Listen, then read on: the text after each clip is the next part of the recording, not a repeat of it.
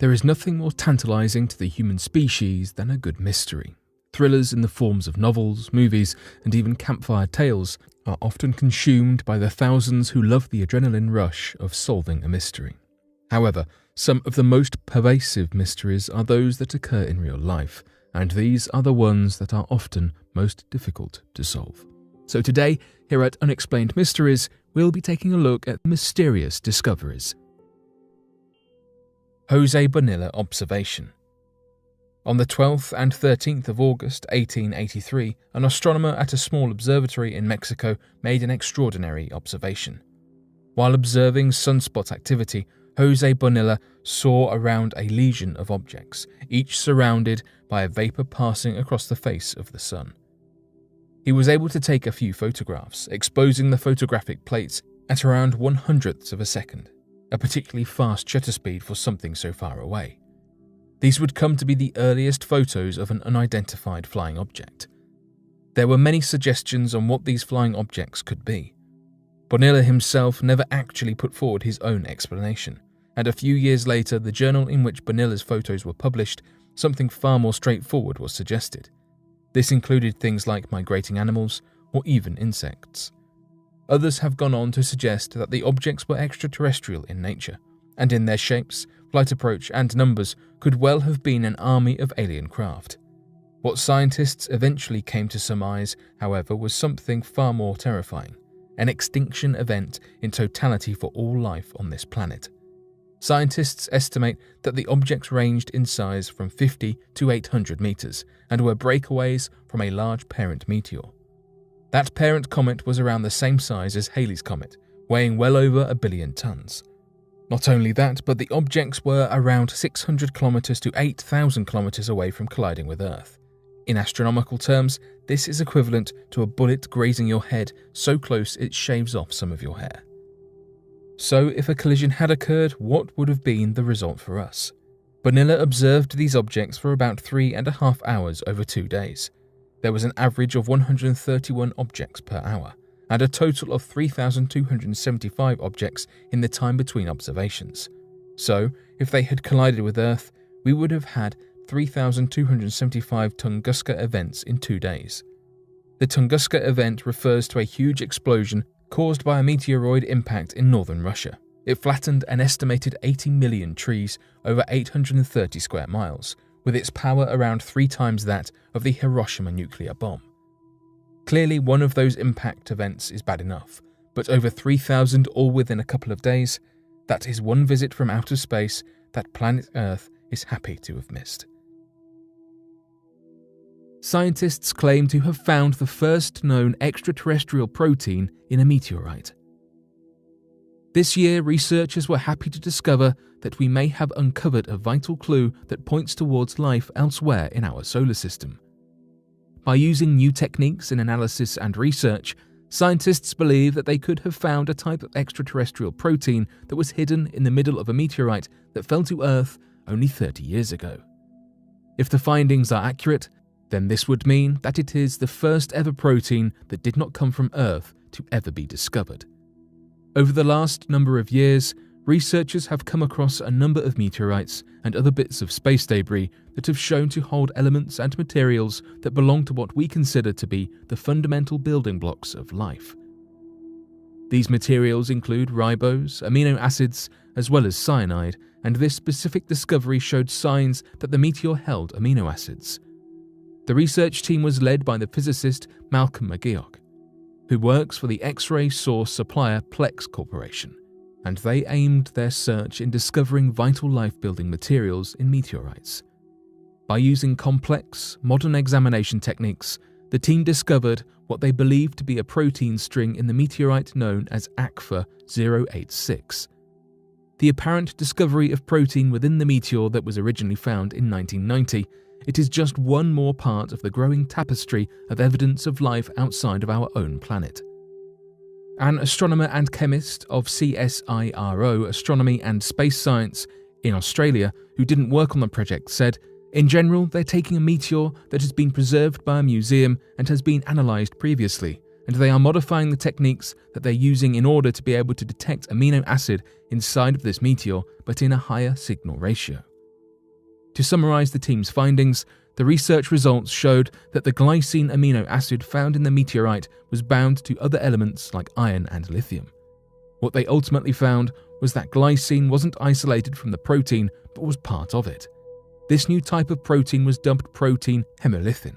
While protein hemolithin is similar to proteins found on Earth, it's not exactly similar to anything found terrestrially here on Earth. All of this news and research helps to suggest that the structure the team found is actually a protein with an origin outside of Earth, possibly formed in the proto-solar disk over 4.6 billion years ago. Giant monoliths at Baalbek. In the modern city of Baalbek, Lebanon, are several massive monoliths known to be the largest in the world. Baalbek was under Roman rule for a period of time, in which it was referred to as Heliopolis, or City of the Sun. The stones were cut and carved to be used for one of the grandest and largest temples to the Roman god Jupiter, known by the Greeks as Zeus. The temple features one of the most awe-inspiring megalithic foundations, consisting of 27 enormous limestone blocks. 3 of the largest make up the base, and are known as the Trilithon, with each weighing at least 1,000 tons. Aside from those 3, are 2 other monoliths, larger and heavier than the ones actually used for the temple. One of those was the Stone of the Pregnant Woman. The other is known as the Stone of the South and is even heavier. The Stone of the Pregnant Woman was first thought to be the largest monolith discovered. Analyses of the size and weight of the enormous monolith in Baalbek, Lebanon, by the German Archaeological Institute revealed that the megalithic block was one of the largest ever discovered. Its name comes from stories and legends that a pregnant woman tricked villagers into believing that she would be able to move it, if they fed her until she gave birth.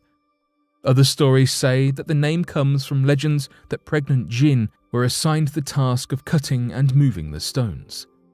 There are even some who believe that a woman who touches the stone raises her chances at fertility.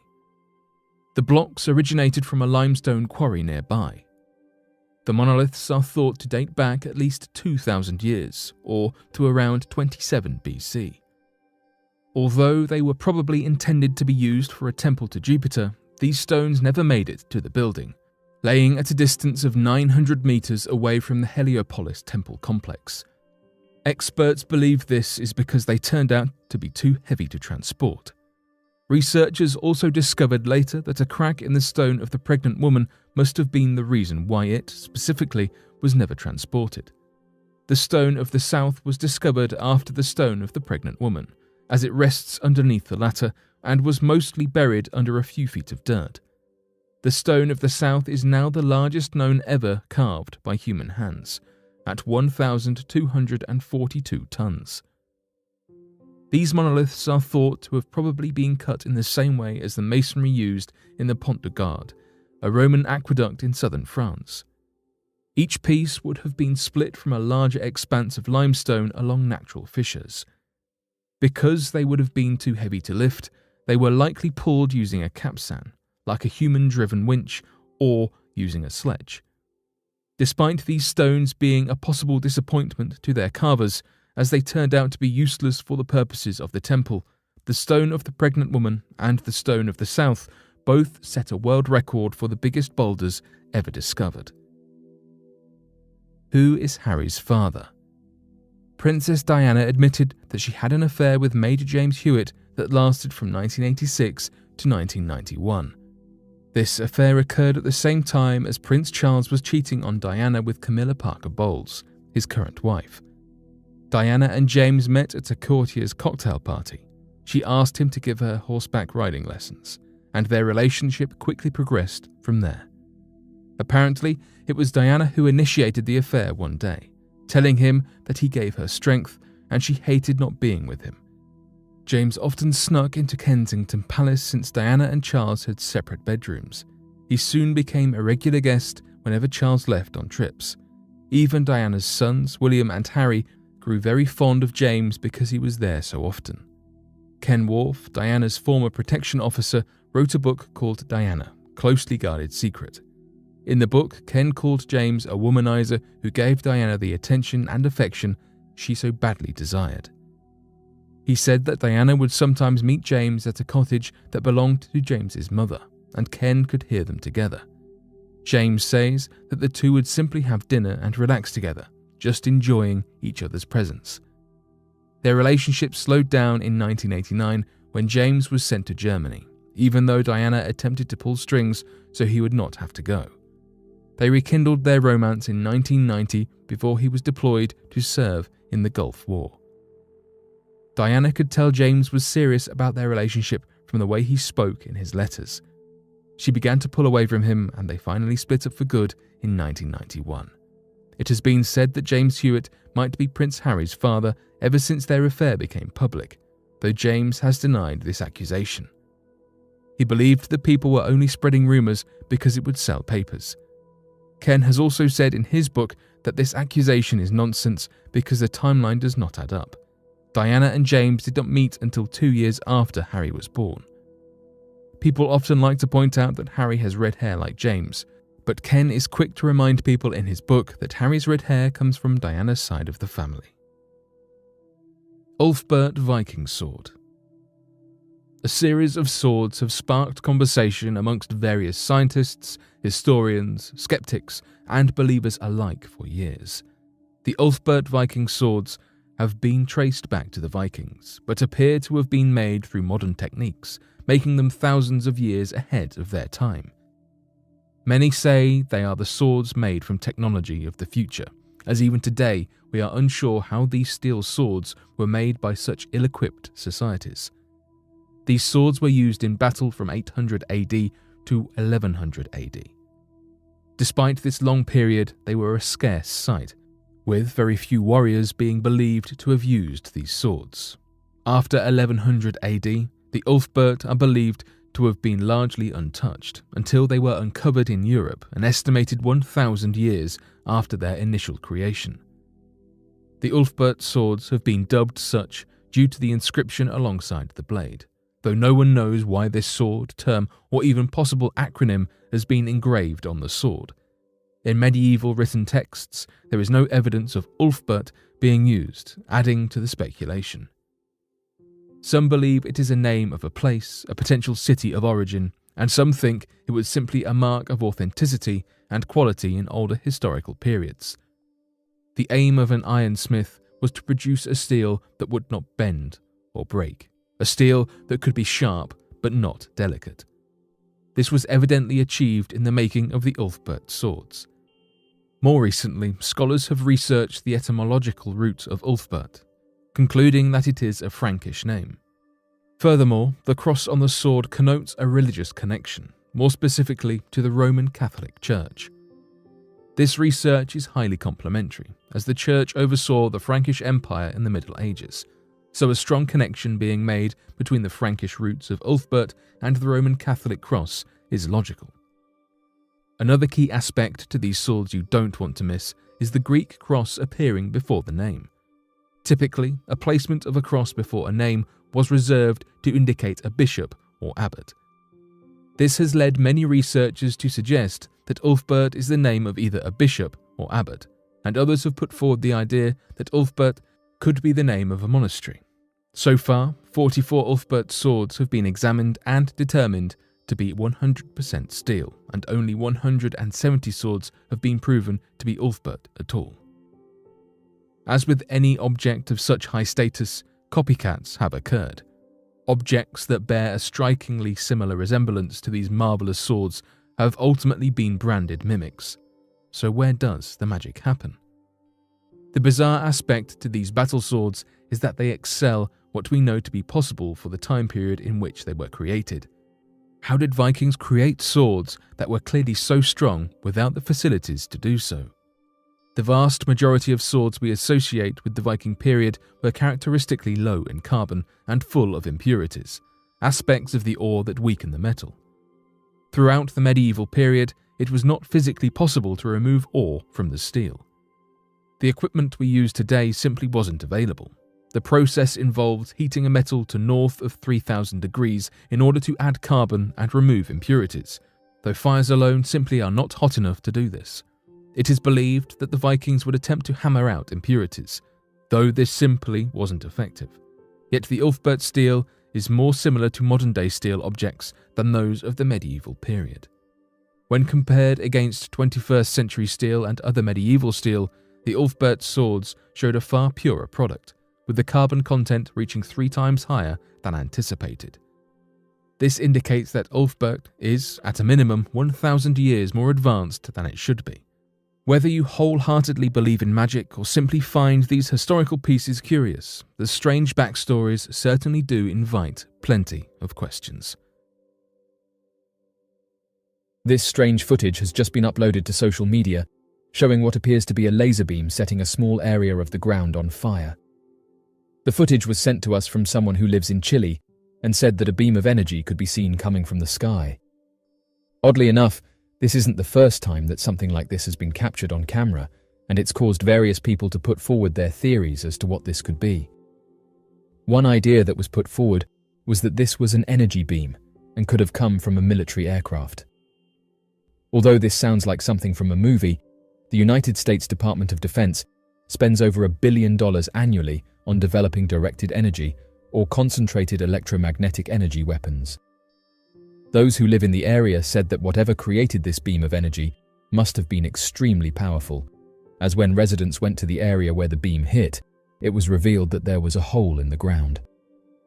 Directed energy weapons have long been a topic of interest and speculation in the realm of military technology.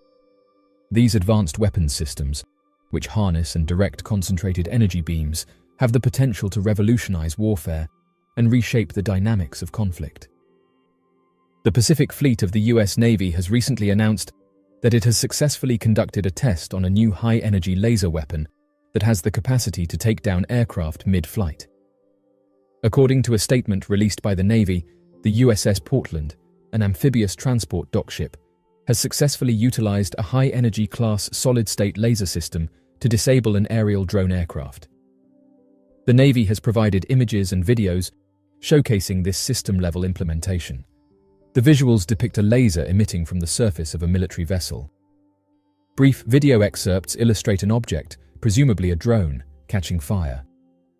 The Navy conducted a test of the laser weapons system demonstrator in the Pacific, but the specific location was not disclosed. According to a report from 2018 by the International Institute for Strategic Studies, the specific strength of the weapon was not disclosed. However, it was speculated that the laser could reach up to 150 kilowatts. According to the commanding officer of Portland, Captain Carrie Sanders, performing tests at sea against unmanned aerial vehicles and small boats will provide us with important insights into the capabilities of the solid-state laser weapons system demonstrator against potential threats. The captain said that they are revolutionizing naval warfare for the Navy with this cutting-edge technology. The US Navy claims that directed energy weapons, referred to as lasers, are a viable defense against small boats or unmanned aerial vehicles, also known as drones. According to the statement, the Navy's utilization of directed energy weapons brings about immediate advantages to the combatants and empowers the commander to have more flexibility in making decisions and responding. Currently, the Department of Defense is working on directed energy weapons to combat various threats such as missiles and unmanned aerial vehicles. The Department of Defense and military departments are currently engaged in projects aimed at creating directed energy weaponry. These initiatives have included the development of various prototypes and demonstrators of laser weapon systems that have been successfully utilized in live fire demonstrations to bring down drones. The Department of Defense and the military branches are currently designing more advanced laser weaponry to combat larger threats. They are also creating various high-power microwave capabilities that can be used for engaging in missile or drone swarm attacks against military bases. In order for a military department to successfully transition prototypes to an existing or new acquisition program, it must find a partner to support the technology's further development.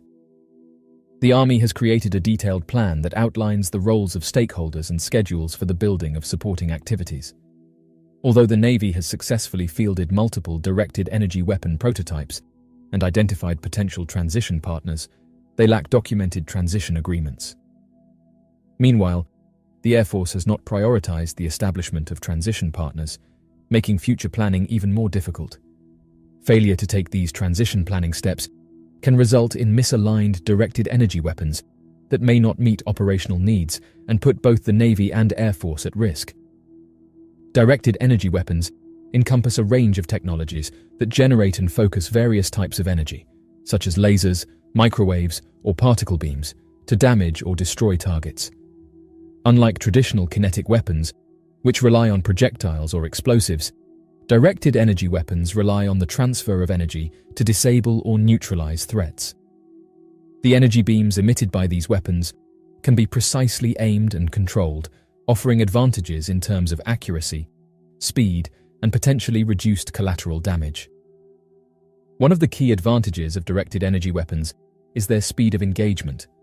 The high velocity of energy beams allows for near instantaneous target acquisition and engagement, enabling rapid responses to incoming threats.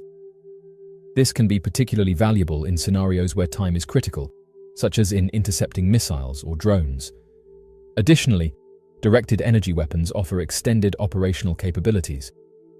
Unlike conventional weapons, which require ammunition resupply, directed energy weapons can operate as long as there is sufficient power supply. This reduces the logistical burden and potential risks associated with transporting and storing ammunition. Another significant advantage of directed energy weapons is their potential for precise targeting. The focused nature of the energy beams allows for selective engagement, minimizing collateral damage and reducing the risk to civilians and infrastructure. This accuracy can be especially valuable in urban warfare or situations where targets are located in close proximity to non-combatants. Moreover, directed energy weapons have the potential to overcome certain limitations of conventional weaponry. For example, they can counter hypersonic missiles, which pose significant challenges to traditional defense systems due to their extreme speed and maneuverability. Directed energy weapons can track and engage such targets with greater agility and responsiveness. However, the development and deployment of directed energy weapons also raise important ethical considerations.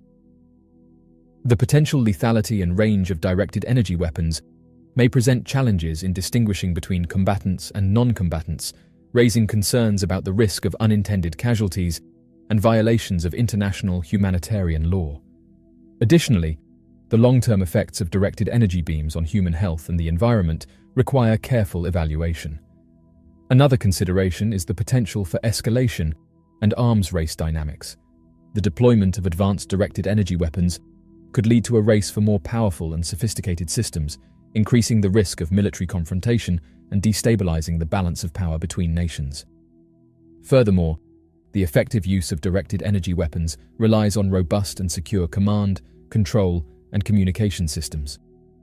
Cybersecurity concerns must be addressed to prevent unauthorized access or malicious manipulation of these weapons, which could have devastating consequences if exploited. As of right now, directed energy weapons represent a significant advancement in military technology with the potential to transform warfare. Their speed, accuracy, extended operational capabilities, and potential to overcome certain limitations of conventional weapons make them attractive options for defense and security purposes. However, ethical considerations, including the risk of unintended casualties, potential long-term effects, and the risk of escalation, must be carefully evaluated and addressed. As with any new technological development, the responsible and accountable use of directed energy weapons is paramount to ensure their potential benefits are realized while minimizing potential risks and harms. Did ancient civilizations use sound technology? There has been much speculation about whether ancient civilizations used sound technology to accomplish various tasks. While there is no definitive evidence to suggest that this was the case, there are some intriguing clues that suggest that ancient people may have had a much greater understanding of sound and vibration than we previously thought. One of the most intriguing pieces of evidence for the use of sound technology in ancient civilizations is the presence of various acoustic structures that have been discovered around the world. These structures, which include things like stone circles, megaliths, and pyramids, have been found to have remarkable acoustic properties that suggest they may have been designed for a specific purpose. For example, the Great Pyramid of Giza in Egypt has been found to have a complex series of chambers and shafts that seem to have been designed to amplify sound. Similarly, the megaliths at Stonehenge in England have been found to have a variety of acoustic properties that suggest they may have been used for ritual purposes. In addition to these acoustic structures, there are also various legends and myths from ancient cultures that suggest that sound was used for a variety of purposes. For example, in Hindu mythology, the god Shiva is often depicted as playing a drum that is said to have the power to destroy the universe. Another interesting clue comes from the work of researchers like Dr. Hans Jenny, who discovered that certain sound frequencies can cause matter to vibrate and take on specific geometric shapes. This suggests that ancient people may have had an understanding of sound and vibration that allowed them to create complex geometric patterns in their art and architecture. While there is no definitive evidence to suggest that ancient civilizations used sound technology in the way that we use it today, there is certainly enough evidence to suggest that they had a much greater understanding of sound and vibration than we previously thought. As our understanding of the physics of sound continues to evolve, it is likely that we will discover even more clues about the role that sound played in ancient cultures. The manipulation of sound waves, a concept known as acoustic levitation, has fascinated researchers and scientists for decades. The ability to use sound vibrations to suspend and move objects without physical contact holds promise in various fields. Acoustic levitation relies on sound waves to create standing waves that exert forces on an object, countering the force of gravity. When sound waves intersect and interfere constructively, they produce regions of high pressure, known as antinodes, and regions of low pressure, known as nodes. An object placed at a node remains stable due to the balancing effect of the forces acting on it, effectively defying gravity and appearing suspended in mid-air. The ability to manipulate sound waves and control their interference patterns opens up possibilities for the non-contact handling and manipulation of objects, including potentially lifting heavy stones without the need for physical support or mechanical intervention. Acoustic levitation has been demonstrated with small objects like droplets of liquid, particles, and lightweight materials. However, the application of this principle to lift substantial stones presents significant challenges due to the factors involved. Lifting heavy stones with acoustic levitation would require considerable energy to generate powerful sound waves capable of counteracting the force of gravity. The energy demands might be prohibitively high for practical applications, making it inefficient compared to conventional lifting methods. The density, shape, and composition of the stones influence their interaction with sound waves. Large, dense stones may not respond effectively to the vibrations, limiting the practicality of acoustic levitation for lifting heavy materials. The stability of the levitated stones is crucial to prevent them from vibrating excessively or becoming uncontrollable. Ensuring consistent and stable levitation is a challenging engineering problem that requires precision in sound wave generation and control. The use of sound and acoustics played a significant role in ancient cultures, particularly in religious ceremonies, rituals, and architectural design. Archaeological evidence suggests that ancient civilizations, such as the Egyptians, Greeks, Mayans, and others, had a deep understanding of acoustics and its effects on the human psyche. For instance, the use of resonant spaces and amphitheaters in ancient theaters, temples, and tombs showcased their knowledge of sound amplification and control. It is plausible that these insights into acoustics may have extended to the manipulation of heavy stones during construction. One of the theoretical methods ancient civilizations might have employed to move heavy stones is the concept of resonance and acoustic levitation. Resonance occurs when an object is subjected to a periodic force that matches its natural frequency, leading to amplified vibrations. If an external force could be applied through sound waves at the stone's resonant frequency, it could potentially enhance its movability. If ancient builders understood the principles of acoustic levitation, they might have used it to lift and transport heavy stones with minimal physical effort. Historical accounts and cultural myths of ancient civilizations suggest that they possessed a profound understanding of sound and its effects on matter. Ancient texts describe the use of sound instruments like the vimana, an ancient flying machine that generated sound waves for various purposes. Moreover, Some ancient cultures believed in the power of chanting, mantras, and sound vibrations to invoke divine energies and influence physical objects. It is conceivable that such practices might have been applied to move heavy stones through focused sound energy. One of the main challenges in understanding ancient sound technology lies in the scarcity of direct evidence. The passage of time, natural decay, and the lack of comprehensive historical records have made it challenging to trace the exact methods and tools used by ancient civilizations. Moreover, ancient knowledge might have been transmitted orally or through symbolic representations, making it challenging to interpret accurately.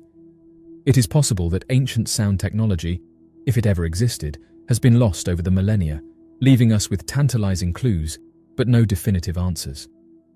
Whether or not ancient civilizations employed sound technology to move heavy stones, their construction achievements continue to captivate and inspire admiration. The mysteries surrounding these ancient wonders remind us of the boundless potential of human ingenuity and the enduring allure of exploring the secrets of our distant past. Stanley Meyer and his water-powered car. Stanley Meyer was an American inventor who claimed to have developed a car that could run entirely on water without the need for any other fuel.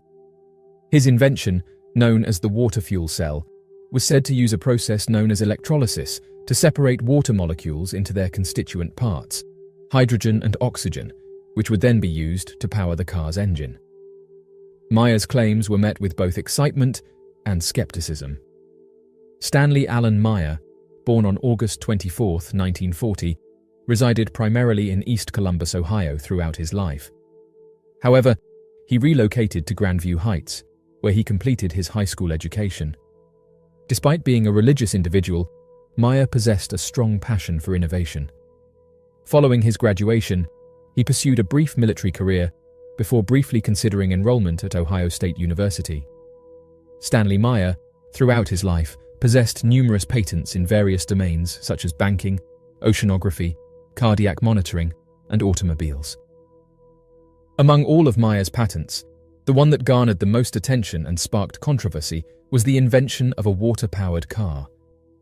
During the 1960s, Meyer created a patented device that had the capability to produce energy using water, rather than relying on petroleum fuel. Meyer gave this invention the name of fuel cell or water fuel cell. In the 1970s, following a significant increase in global crude oil prices, the cost of oil in the United States experienced a threefold surge.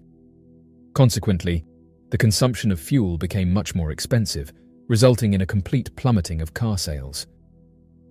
The US government faced immense pressure due to a reduction in oil supply from Saudi Arabia.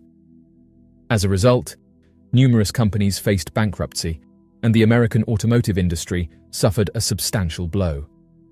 Stanley Meyer embarked on a mission to create a groundbreaking vehicle that would transform the American automotive industry. In his pursuit, he conceptualized a retrofitted automobile known as a fuel cell that had the capability to utilize water as a viable alternative to petroleum-based fuels such as petrol or gasoline. The objective behind this innovation was to reduce dependency on petroleum resources during an era marked by difficulties and challenges. If Stanley Meyer's assertion held true, his innovative invention could potentially spark a paradigm shift in the American automotive sector, resulting in significant cost savings for the global economy. Furthermore, it would contribute to mitigating the risk of global warming by minimizing air pollution and introducing oxygen into the atmosphere. Meyer subsequently developed a crimson buggy, which served as the pioneering water-fueled vehicle. This groundbreaking hydrogen-powered automobile garnered significant attention as it toured various locations in the United States. The public's fascination with Meyer's innovative invention was evident, even earning coverage in a local television news report. During the interview, Meyer stated that his hydrogen-powered vehicle would require a mere 22 gallons, or 83 liters of water, to cover the distance between Los Angeles and New York. However, Stanley Meyer passed away on March 20, 1998. While having a meal with two Belgian investors at a restaurant, Meyer abruptly rushed out and uttered the words, "They poisoned me," before tragically losing his life. The The Grove City Police Force conducted an inquiry in collaboration with the Franklin County Coroner's Office. According to the coroner's report, it was determined that Maya's passing was a result of a cerebral aneurysm caused by natural factors. It is worth noting that Maya had a previous medical history of high blood pressure. Maya's passing may not have seemed extraordinary at first glance, considering he was a 57-year-old businessman with a previous record of high blood pressure. Those interested in this case hold the belief that Maya had created something powerful enough to challenge the dominance of the oil industry and completely transform the world. Maya's alleged assassination was purportedly aimed at suppressing his inventions and preventing his fuel cell technology from becoming public knowledge. Consequently, potential suspects include the executive boards of prominent automobile manufacturers, oil companies, and possibly even government entities. There have been speculations that the two Belgian investors themselves may have been responsible for what happened. His supporters still firmly believe that he was taken out due to his technological advancements. However, it is important to note that all of Maya's patents have now expired, and his inventions are freely accessible to the public. Up until now, no engine or vehicle producer has integrated any of Maya's concepts. The mystery of the hole in the Sphinx's head. The Great Sphinx is a large limestone statue located in Giza, Egypt, and is believed to have been constructed during the reign of the pharaoh Khafra, around 2500 BC.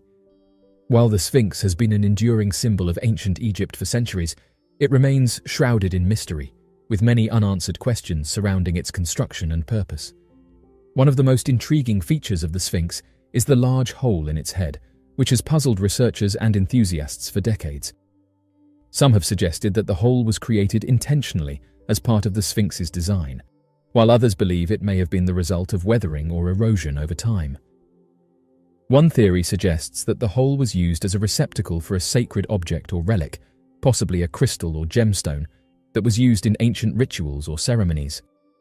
This theory is supported by the fact that similar holes have been found in other ancient Egyptian monuments, such as the Pyramid of Khafre and the Temple of Karnak.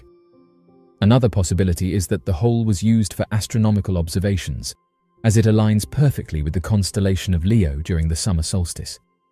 This alignment may have been used by ancient astronomers to mark the beginning of the agricultural season, or to track the movements of the stars. However, some researchers believe that the hole is simply the result of weathering and erosion over thousands of years. The Sphinx is located in a desert environment and is constantly exposed to the elements, including sandstorms and strong winds.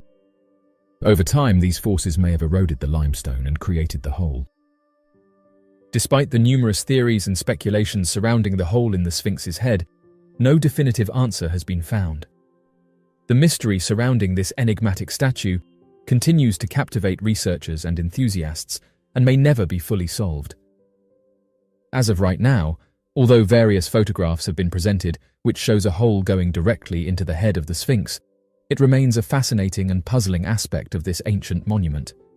While there are numerous theories and speculations surrounding its purpose, the true answer may never be fully known. The Sphinx continues to stand as a testament to the ingenuity and skill of ancient Egyptian civilization and a reminder of the many mysteries that still remain unsolved. The traditional view is that the Sphinx was built by the pharaoh Khafre as a symbol of his divine authority and to protect his tomb. However, some scholars argue that the Sphinx may be much older than previously thought, with some even suggesting that it dates back to an earlier period known as the Early Dynastic period, around 3000 BCE. One of the main arguments used to support this theory is the erosion patterns on the Sphinx's body, which many believe are the result of water erosion caused by heavy rainfall. However, the region around the Sphinx is known to be one of the driest in the world, and it is unclear how such heavy rainfall could have occurred. Some have suggested that the Sphinx may have been built during a much wetter period in ancient Egypt's history, which would push its age back by thousands of years. Another theory about the age of the Sphinx comes from the work of geologist Robert Schoch, who argued that the erosion patterns on the Sphinx are the result of long-term exposure to groundwater rather than rainfall. According to Schoch, the Sphinx may be much older than previously thought, dating back to a time when the region around Giza was covered in water such as during the last ice age. Despite these theories, the traditional view that the Sphinx was built during the reign of Khafra remains the most widely accepted. The pharaoh is known to have commissioned a number of other large-scale building projects during his reign, including the second-largest pyramid at Giza, which is located adjacent to the Sphinx. In addition, inscriptions found on the Sphinx's body link it to Khafra's reign. Overall, the age of the Sphinx remains a subject of debate and controversy, with some arguing that it is much older than previously thought, while others maintain that it was built during the reign of Khafra in the Old Kingdom of ancient Egypt. As further archaeological research and discoveries are made, it is possible that our understanding of the Sphinx's age and significance may continue to evolve. Interestingly, while the origins and purpose of the Sphinx remain a mystery, there has been much speculation about the existence of underground tunnels and chambers beneath the monument. The idea of tunnels or chambers beneath the Sphinx is not new. In fact, it dates back to ancient times, with the Greek historian Herodotus writing about the existence of a secret chamber beneath the Sphinx in the 5th century BCE. In the early 20th century, French archaeologist Émile Barrès conducted extensive excavations around the Sphinx and claimed to have found evidence of a network of tunnels and chambers. In recent years, there have been renewed efforts to investigate the possibility of tunnels beneath the Sphinx. In 1991, American geologist Robert Schoch conducted a seismic survey of the Giza Plateau and claimed to have detected anomalies that could indicate the presence of hollow spaces beneath the Sphinx. In 2008, a team of archaeologists led by Zahi Hawass, former head of the Supreme Council of Antiquities in Egypt, conducted a series of non-invasive surveys of the Sphinx using ground-penetrating radar and other technologies. Their findings revealed a number of anomalies beneath the monument, including a possible cavity or chamber beneath the Sphinx's right paw. Despite these findings, there is still a great deal of debate among archaeologists and Egyptologists about the existence of tunnels beneath the Sphinx. Some argue that the anomalies detected by Schoch and Hawass are simply natural geological features, while others believe that there is still much to be discovered about the monument and its surrounding area. One of the main challenges to the theory of subterranean chambers beneath the Sphinx is the lack of concrete evidence. While there have been numerous surveys and investigations, no one has yet been able to definitively prove the existence of tunnels or chambers beneath the monument.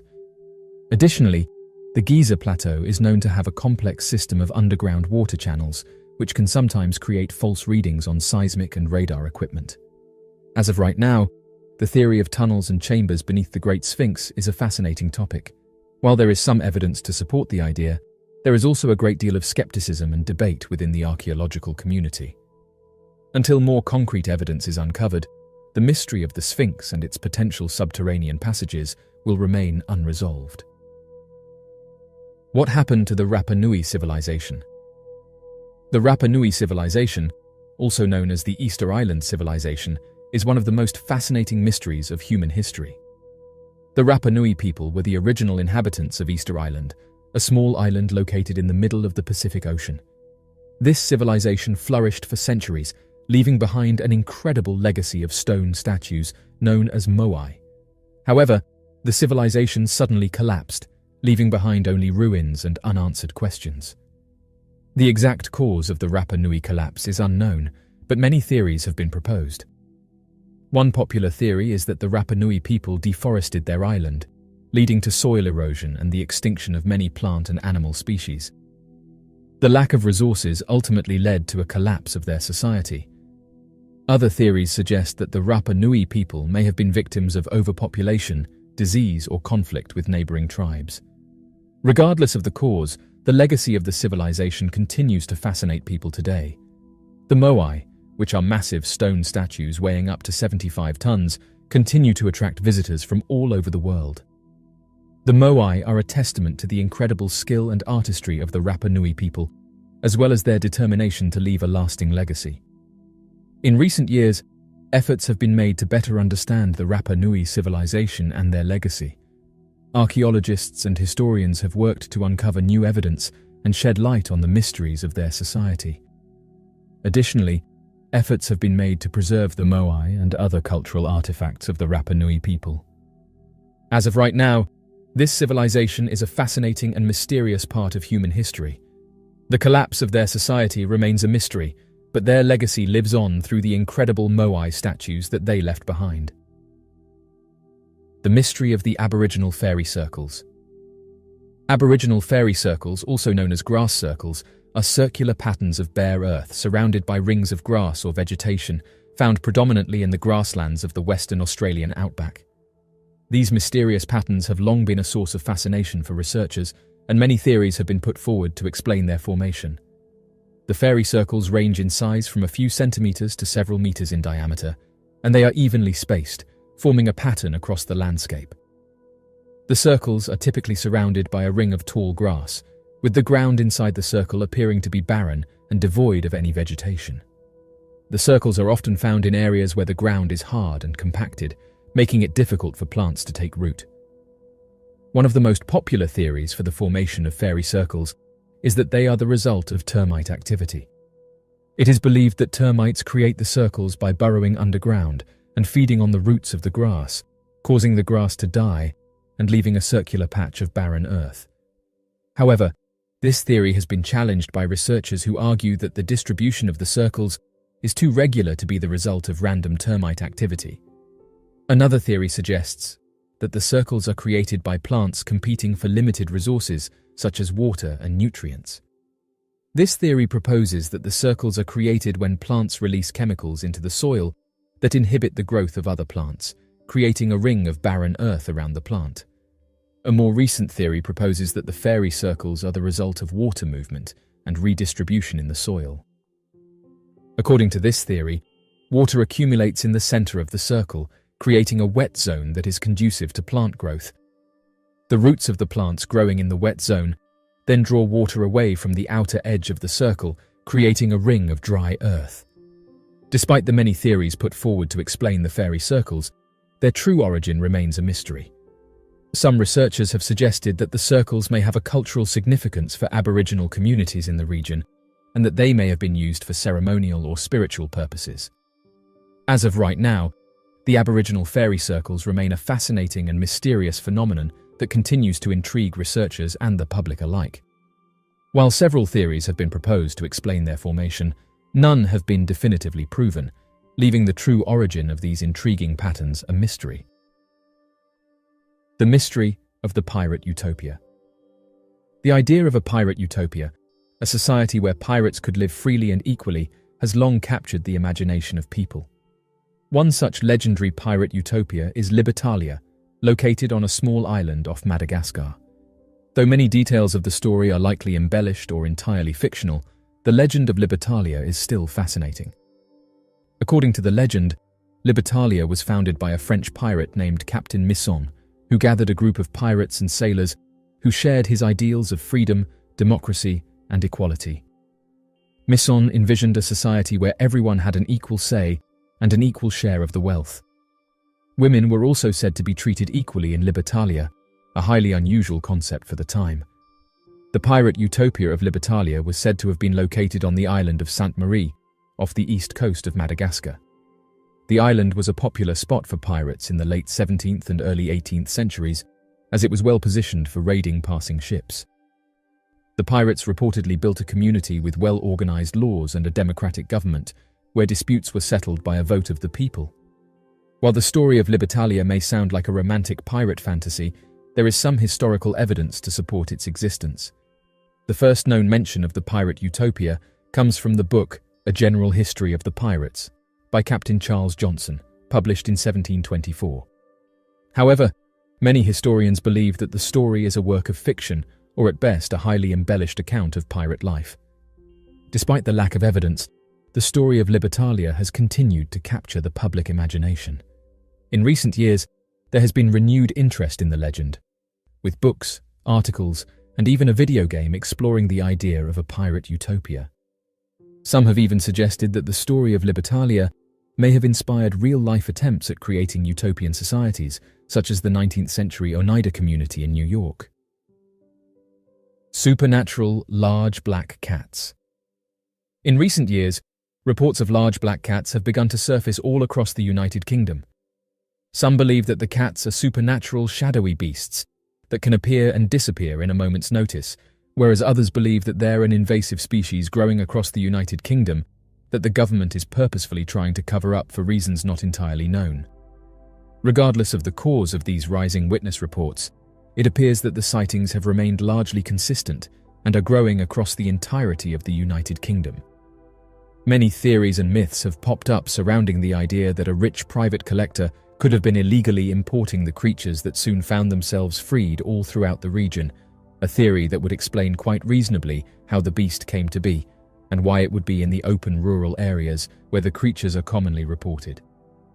Others believe that the large black cats sighted are direct descendants of the native wildcat species that was believed to have gone completely extinct in Britain more than 100 years ago, but is now making a comeback with rising populations. Hikers continue to report strange deer carcasses left inside trees that show evidence of a large predator across the region, with some hikers claiming to have encountered the panther-like species altogether, only to slowly back away and get to safety before it disappears once again, with no evidence of their encounters ever having taken place to begin with. The Knucker Dragon. The Knucker Dragon is a legendary creature said to have lived in Sussex, England. According to the legend, the dragon lived in a cave near a pond known as Knucker Hole, located in the village of Lyminster. The dragon would emerge from the cave and terrorize the surrounding area, attacking livestock and people. The story of the Knucker Dragon dates back to medieval times and has been passed down through generations by word of mouth. The earliest written record of the dragon comes from a poem by Richard Holland, written in the early 15th century. According to legend, the villagers were eventually able to slay the dragon by luring it out of its cave with a pig. They then attacked it with swords and spears, finally taking it out. The dragon's body was said to have been buried beneath a nearby mound, which came to be known as the Knucker's grave. The Knucker Dragon is thought to have been a symbol of the struggle between Christianity and paganism, as well as the conflict between the Saxons and the invading Normans. Some historians believe that the story of the dragon was used by the Normans to demonize the Saxons and portray them as primitive and superstitious. Despite the passage of time, the legend of the Knucker Dragon continues to be told in Sussex, and the dragon remains an important part of the area's folklore. In the town of Lancing, there is a pub called the Knucker Hole, which pays homage to the legendary creature. The area around Knucker Hole is also a popular destination for hikers and tourists interested in the story of the dragon. Overall, the story of the Knucker Dragon is an example of how folklore can endure over centuries and become an important part of a region's cultural heritage. Nestled in the desolate landscape of Jordan and Syria, the Big Circles are a collection of 12 giant circular stone structures, leaving archaeologists and researchers baffled by their purpose and origin. These enigmatic archaeological wonders span across ancient civilizations and are believed to date back as far as 2500 BCE. The Big Circles, also known as the Big Circles of Jordan, were first discovered from the air in the 1920s during aerial surveys of the region. Their impressive size and distinctive circular shapes immediately captured the attention of researchers and sparked fascination about their origin and function.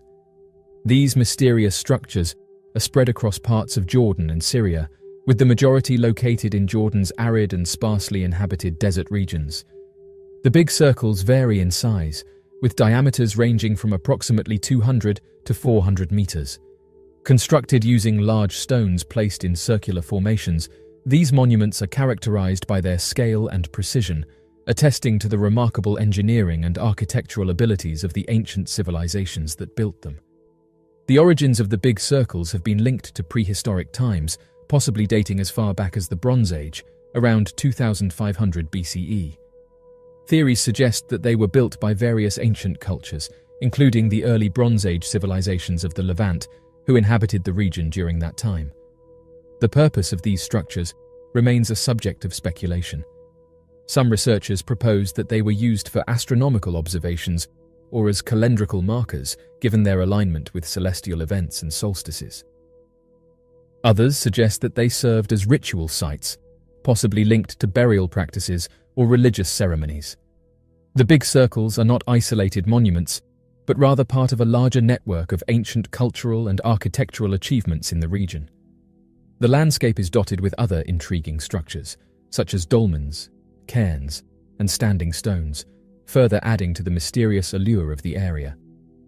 These ancient constructions reflect the cultural sophistication and spiritual beliefs of the early civilizations inhabiting the region.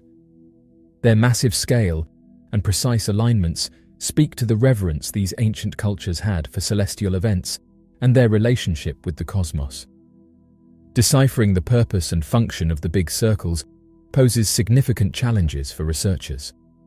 The lack of written records or inscriptions associated with these monuments makes it difficult to determine their exact significance to the ancient cultures that built them.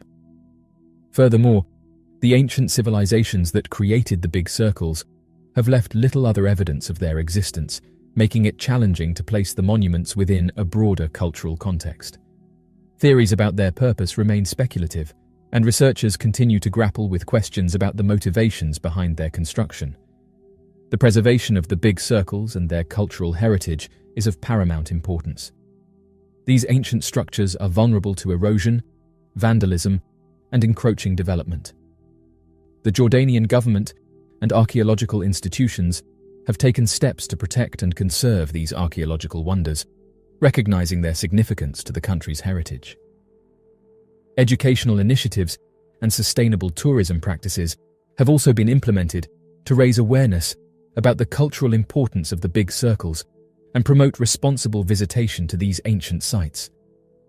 The enigmatic big circles of Jordan offer a captivating glimpse into the ancient past and the cultural legacy of the civilizations that once thrived in the region. These magnificent structures are a testament to the ingenuity and creativity of the ancient architects who designed and constructed them. As our understanding of the ancient civilizations of the Levant deepens, the big circles stand as enigmatic reminders of a time long past, evoking curiosity and wonder about the cultural and historical mysteries that remain buried beneath the desert sands. Archaeologists and researchers continue to investigate these intriguing structures, seeking to unlock their secrets and gain insight into the ancient societies that created them. The stone spheres of Costa Rica. Nestled amidst the lush rainforests and pristine beaches of Costa Rica lie one of the world's most intriguing archaeological enigmas, the stone spheres. These perfectly carved, massive stone spheres, scattered across the country's southern region, have captivated archaeologists, researchers, and travelers alike. The stone spheres of Costa Rica first came to the attention of archaeologists in the 1930s, when the United Fruit Company cleared vast tracts of land for banana plantations. Workers stumbled upon these large, perfectly shaped stones hidden beneath the dense forest canopy. Initial excavation efforts revealed the impressive craftsmanship of these spheres, sparking interest in their origin and purpose. The stone spheres are concentrated in the Diquís Delta, located in Costa Rica's southern Pacific region, specifically in areas around Palmar Sur and Sierpe. They vary in size, ranging from a few centimeters to over 2 meters in diameter, and are made from a variety of rocks, including granodiorite and volcanic rock. The origins of the stone spheres have been linked to the pre-Columbian period, with most evidence pointing to their creation between 600 CE and 1600 CE by indigenous cultures.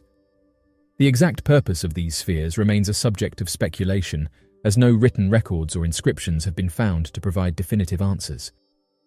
Numerous theories have emerged over the years, suggesting that the stone spheres may have served as symbolic representations of celestial bodies, navigational aids, or markers for ceremonial sites.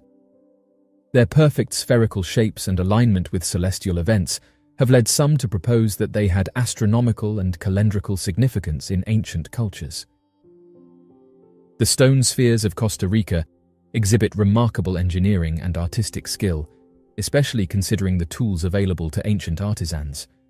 The precision of their shape and alignment with celestial events suggest a sophisticated understanding of geometry and astronomy. To create these stone spheres, ancient craftsmen likely used stone tools, sand, and water to grind and shape the rocks into their desired forms.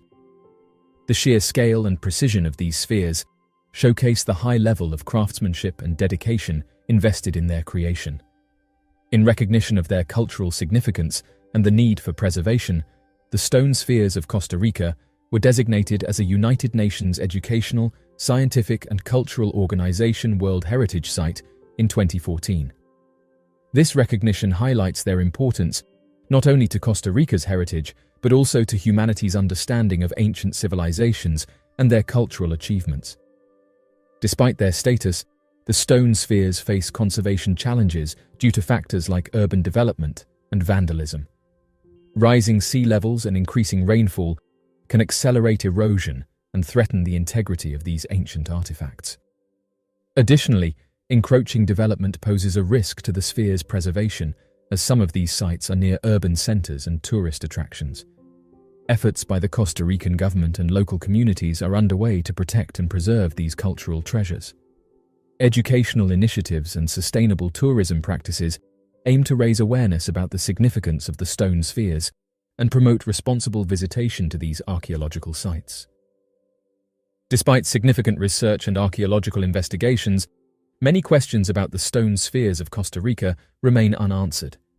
The lack of inscriptions or written records from the time of their creation poses challenges in deciphering their exact purpose and significance. Researchers continue to study the stone spheres using advanced scientific techniques, including 3D scanning and geochemical analysis, to gain further insights into their composition and origins. Interdisciplinary research and collaborations between archaeologists, astronomers, and indigenous communities offer hope for unraveling more of the mysteries surrounding these enigmatic artifacts. As of right now, the stone spheres of Costa Rica stand as silent witnesses to an ancient past, shrouded in mystery and imbued with cultural significance. Their presence in the lush rainforests of Costa Rica sparks curiosity and wonder, drawing visitors from around the world to witness their exquisite craftsmanship and enigmatic allure. As research and conservation efforts continue, these stone spheres offer a glimpse into the sophisticated knowledge and creativity of pre-Columbian cultures. While many questions about their purpose and significance remain unanswered, their designation as a World Heritage Site ensures that they will continue to be preserved and revered as a valuable part of Costa Rica's cultural heritage and a lasting symbol of our shared human history. Something interesting has just been captured by a local resident in Oregon. The individual who captured the object called 911 and said that they could see a large fireball in the sky, noting that they were worried that it might have been a plane that was having some difficulty. The images were then posted to social media, with various people putting forward their own theories for what it could have been. The 911 call revealed that the individual had taken pictures of the event, with Polk County Sheriff's Office soon arriving on the scene and taking their own photographs. Once officials in Oregon arrived on the scene, they reported that they started looking for a crash site. However, as the investigation continued, it's reported that the sheriff's office, along with locals in the area who turned up to help, couldn't find any evidence that something had crashed. Oddly enough, when investigators started to conduct further research, they reported that no plane was reported missing, but did note that there was a recent meteor shower in the area.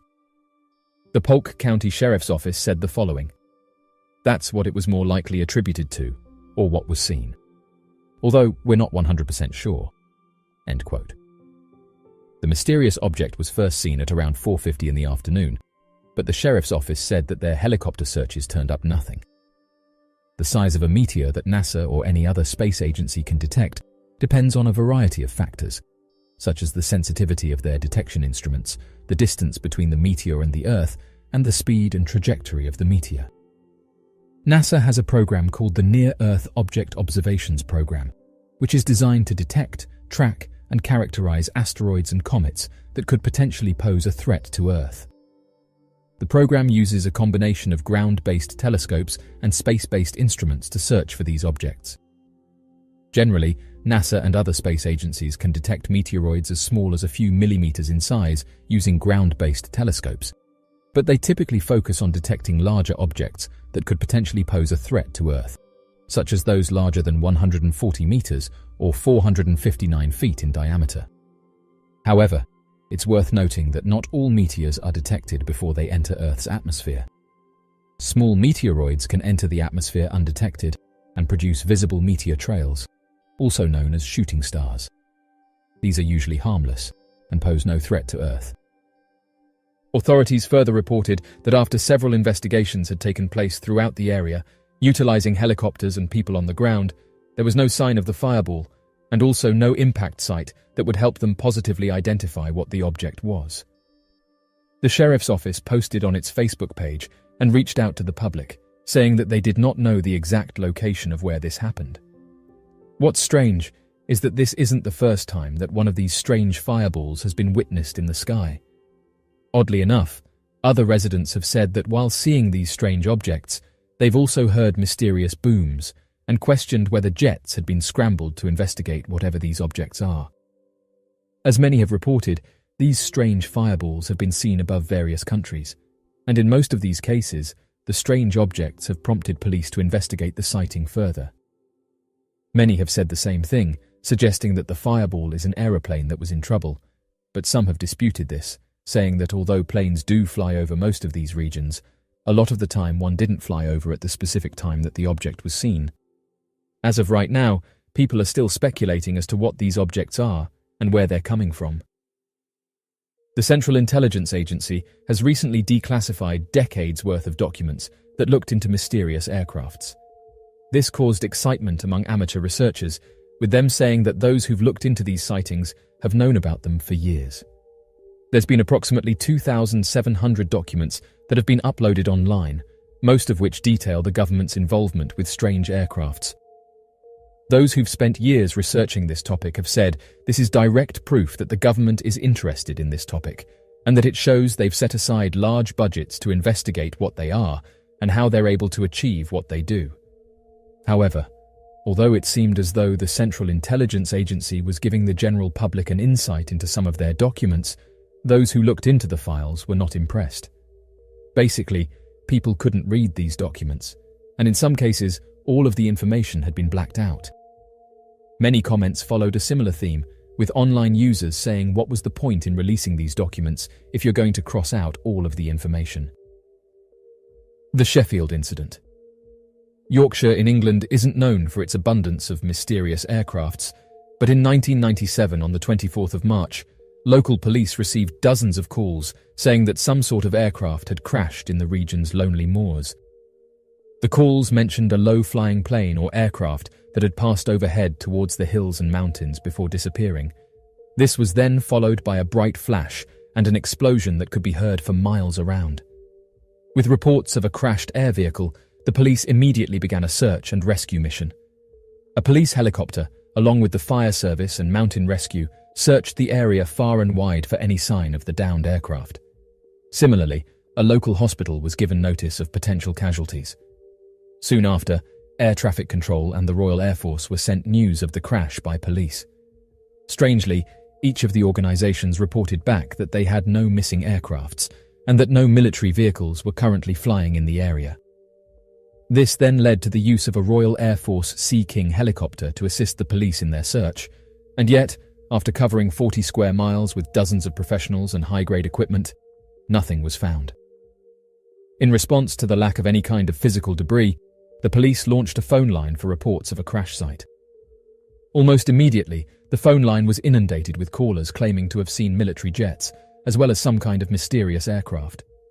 With so many people reporting similar sightings, the police were forced to increase the scope of their previous search and enlisted even more members of mountain rescue.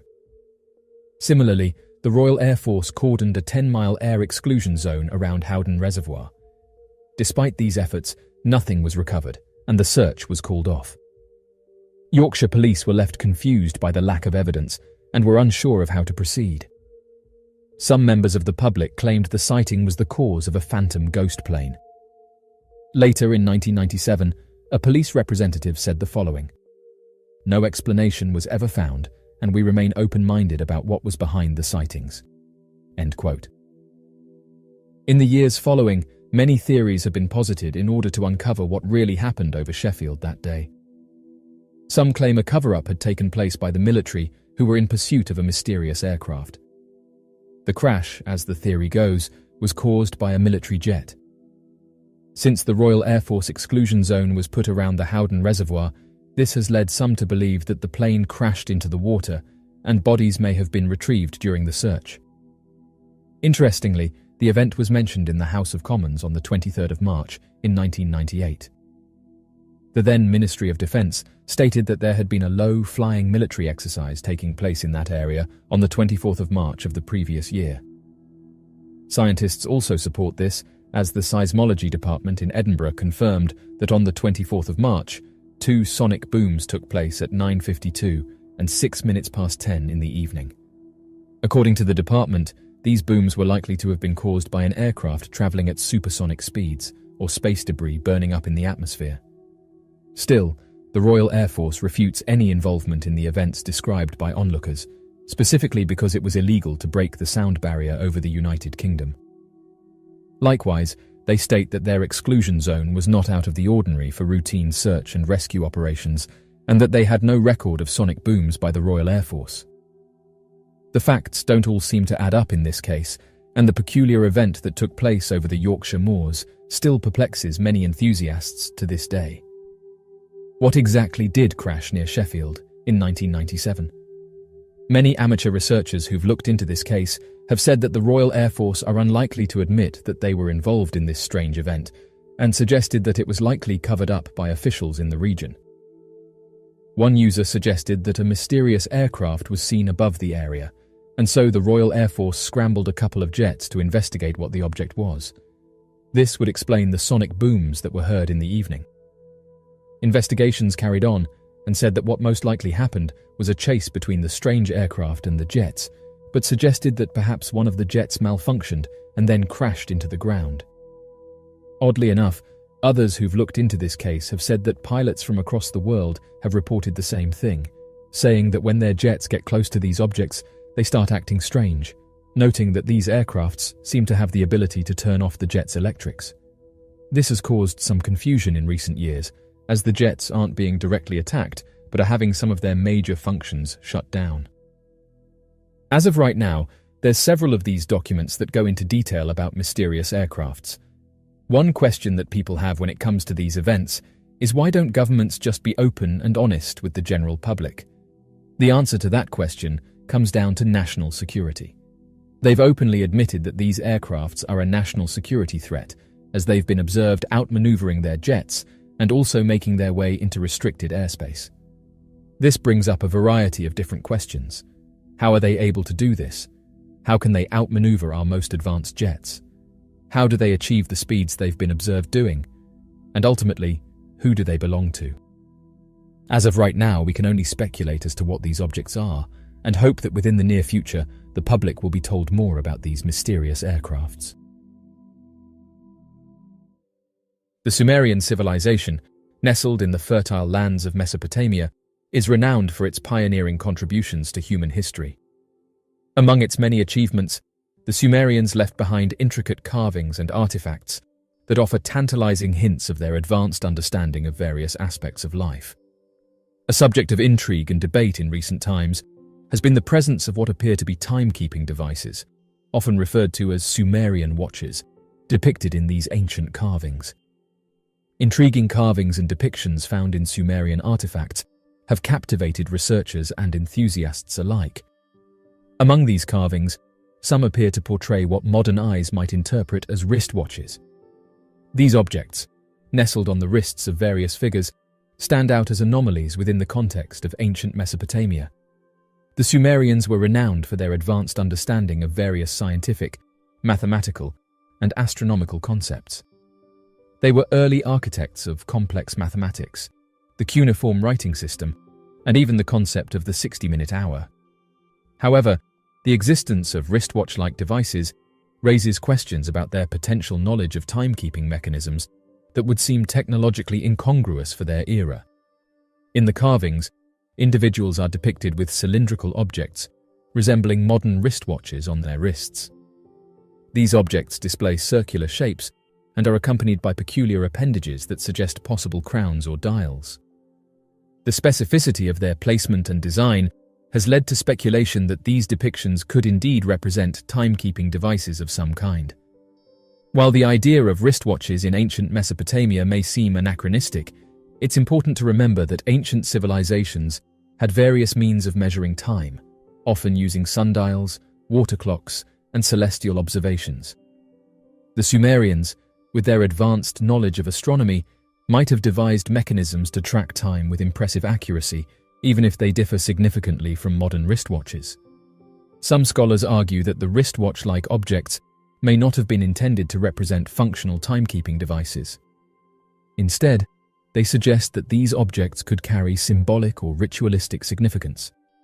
In ancient cultures, time was often intertwined with religious and cosmic beliefs, and the depiction of these objects could have carried deeper meanings related to the passage of time and the cosmos.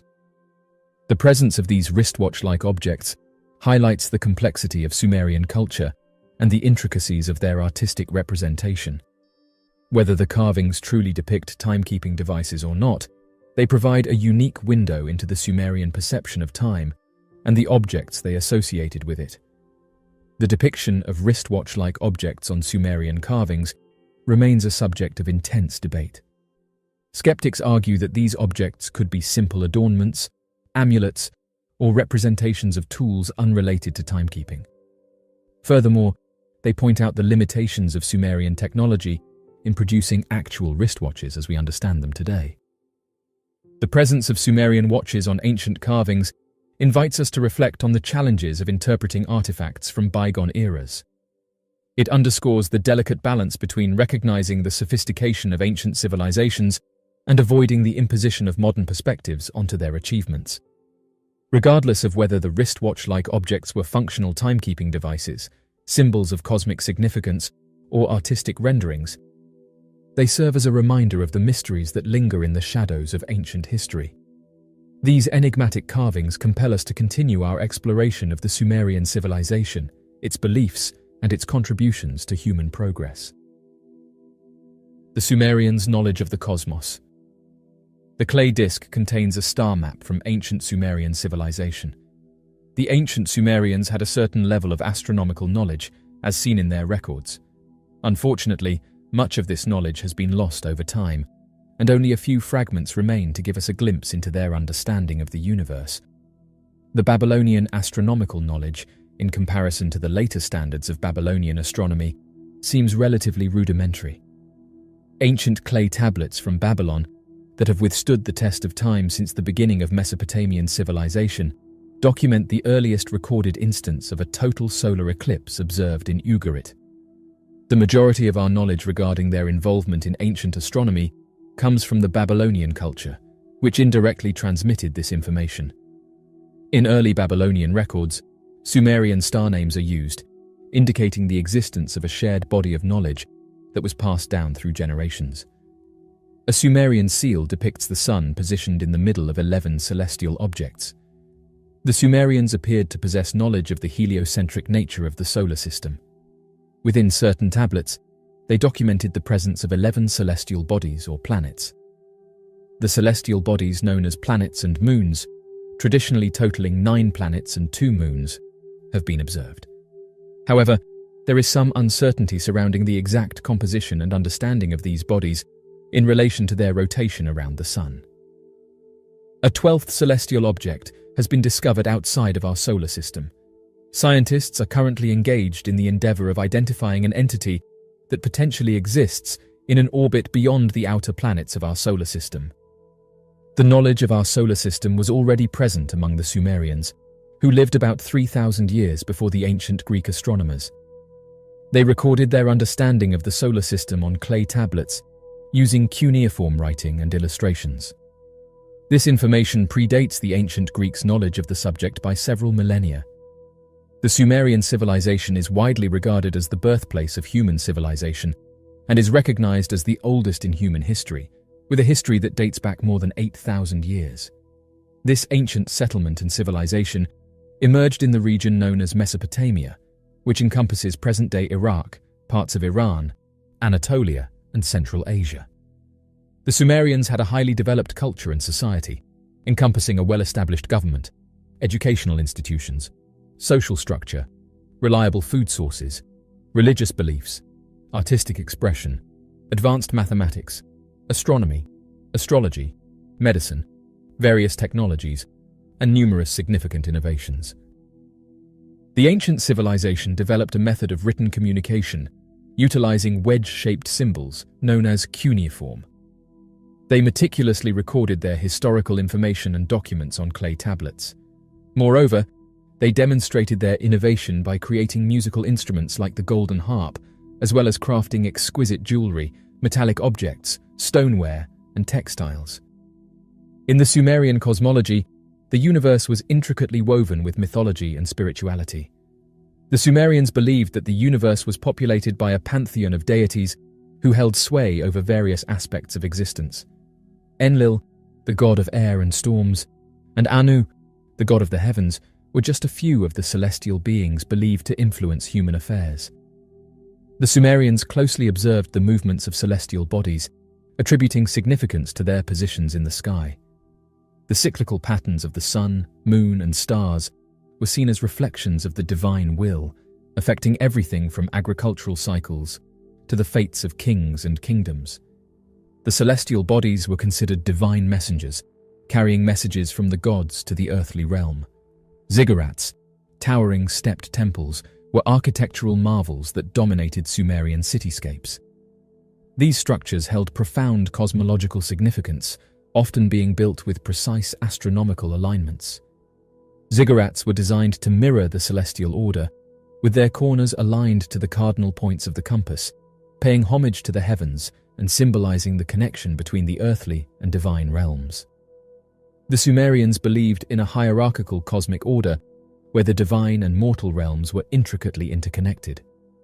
They viewed the universe as a structured continuum, with the gods residing in the heavens above and humans inhabiting the earthly plane. This belief fostered a sense of responsibility to maintain harmony and appease the deities through offerings and prayers. Their strange creation myth. One of the biggest mysteries of the ancient Sumerian culture appears to be that of the inspiration and tale of their mysterious creation myth. According to the ancient Sumerians, their oldest scriptures tell of the earth being inhabited by human-like gods that had come from the stars. These beings made attempts to make the world habitable and quickly began to toil the soil and mine the world for minerals that could be used. After a while, the gods referred that their labor was too great and refused to have to work at such an impossible task on their own. This led to one of the gods proposing to create human beings that could be made in their likeness using the body of another god of whom they could force to work to gather minerals and toil the ground. Originally, the humans that had been created were unable to reproduce and have children, as the gods were fearful of them multiplying. However, this quickly changed after two gods granted humans the ability to reproduce, allowing them to also leave the Eden they inhabited, a land that is translated to mean a flat terrain. This angered one of the gods, leading to a massive conflict to which one of the gods became the enemy of man, and the other became the ruler of man, and allowed them to be fruitful and multiply over the world. These terms of modifications, creation, and the formation of an Eden have left many wondering instead that perhaps these ancient biblically similar accounts are evidence of advanced beings having genetically created and modified humans as a labor force, only to be given equal rights and abilities that have slowly evolved. The mysterious origin of their language. Though many aspects of the ancient Sumerian origins are shrouded in mystery, there is none more so mysterious than that of the origin and formation of the ancient Sumerian spoken language that is possibly among one of the oldest spoken and written languages in the history of humanity.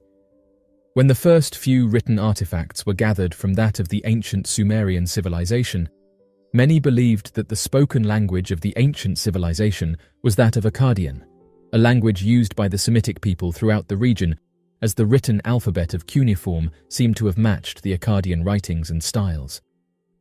Further gathered evidence proved that the language of the people was a distinct language now completely forgotten, with no surviving remnants of the spoken dialect that predated the Akkadian usage, as well as being the first formed written language in history, soon being adopted by the Semitic people and used as a written language for many more millennia after the fall of the ancient Sumerian civilization.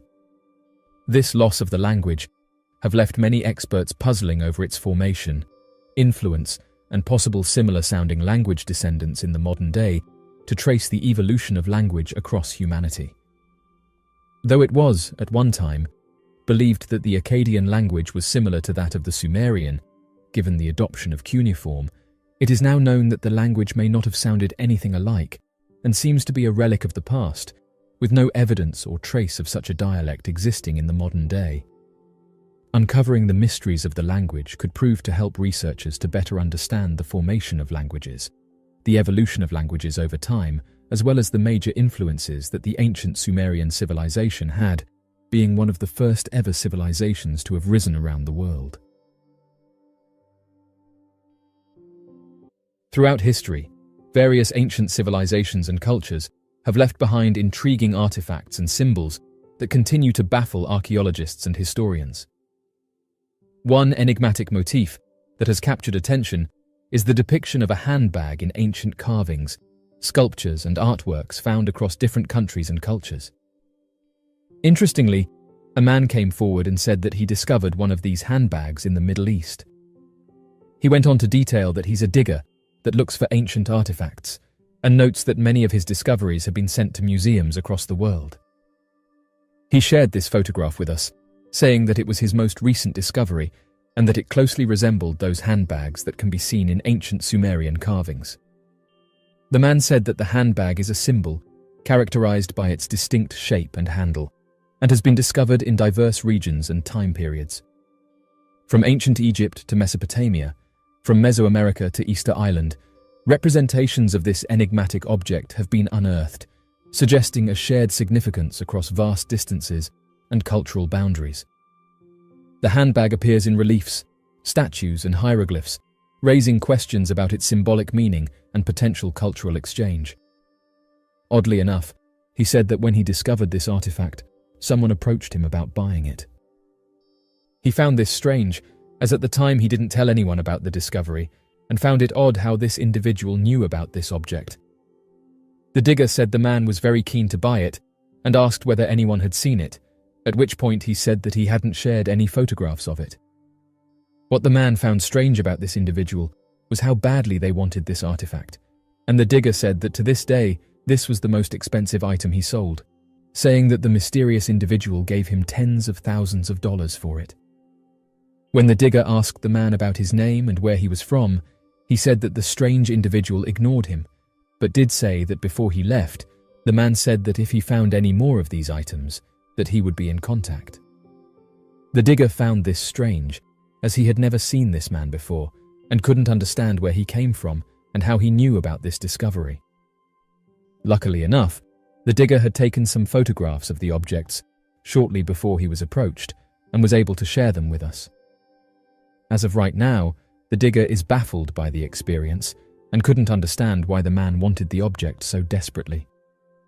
He didn't take a photograph of him, but did describe him as being very tall, wearing a black suit with black shoes and talking in a very monotone voice.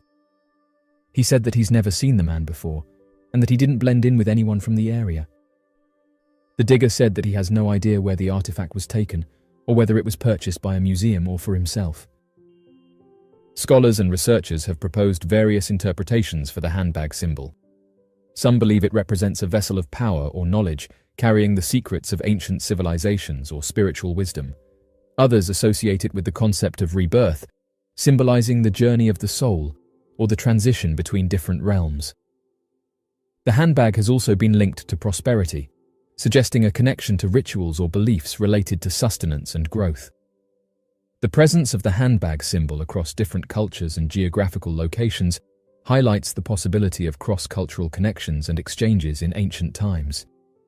It suggests that ancient civilizations might have shared ideas, concepts, or even physical artifacts through trade routes, migrations, or cultural interactions. The symbolic journey of the handbag implies a common thread that unites seemingly disparate cultures in their understanding of the world and its mysteries.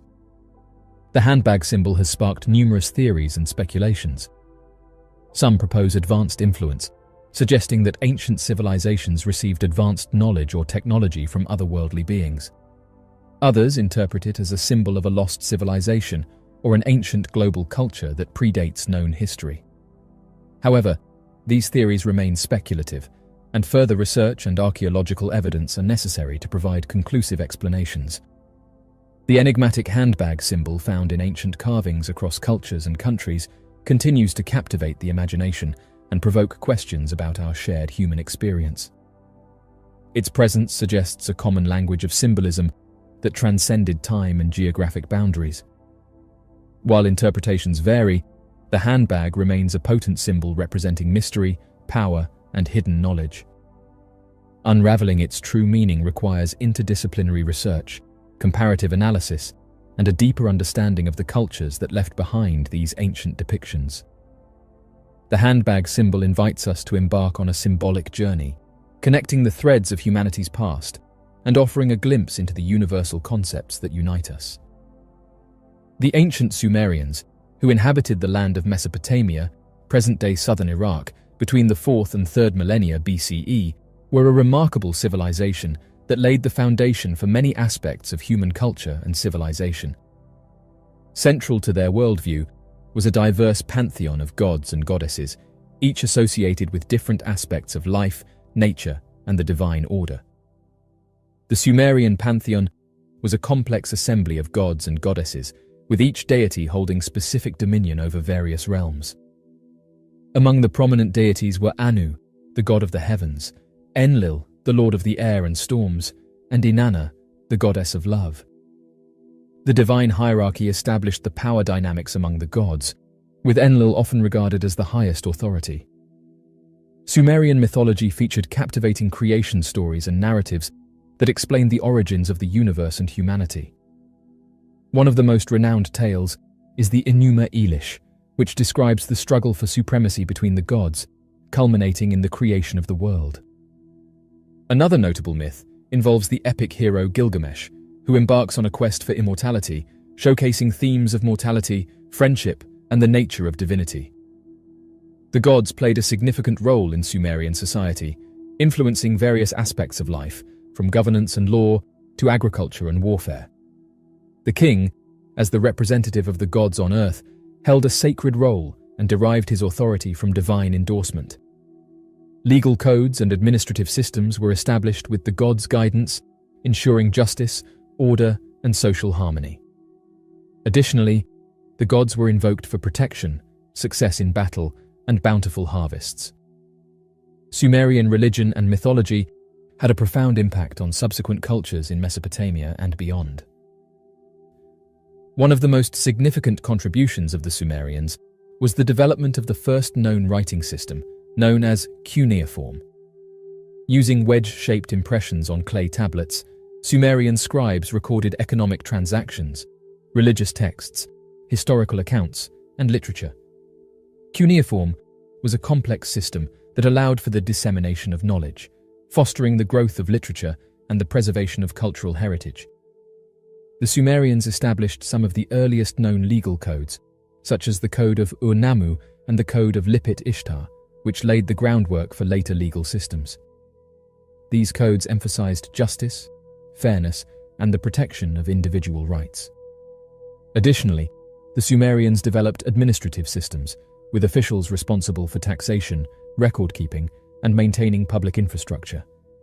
These innovations facilitated governance and the efficient management of a growing society. The Sumerians had a rich and complex religious belief system centered around polytheism. They worshipped a diverse pantheon of gods and goddesses, each associated with different aspects of life, nature, and the divine order.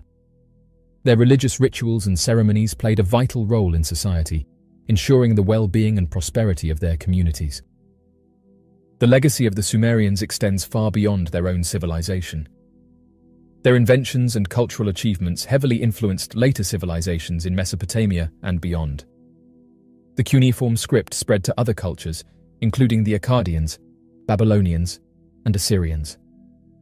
Legal principles and administrative systems developed by the Sumerians provided a blueprint for future governance structures. Sumerian myths and religious motifs influenced the pantheons and beliefs of subsequent cultures. The Sumerians laid the groundwork for the development of urbanization, agriculture, and complex social structures, leaving an indelible mark on human history. The Sumerians harnessed their ingenuity to improve agricultural practices and maximize productivity. They constructed intricate irrigation systems, such as canals and dikes, to divert water from rivers and distribute it to their fields. This allowed for year-round cultivation, enhancing crop yields and supporting a growing population.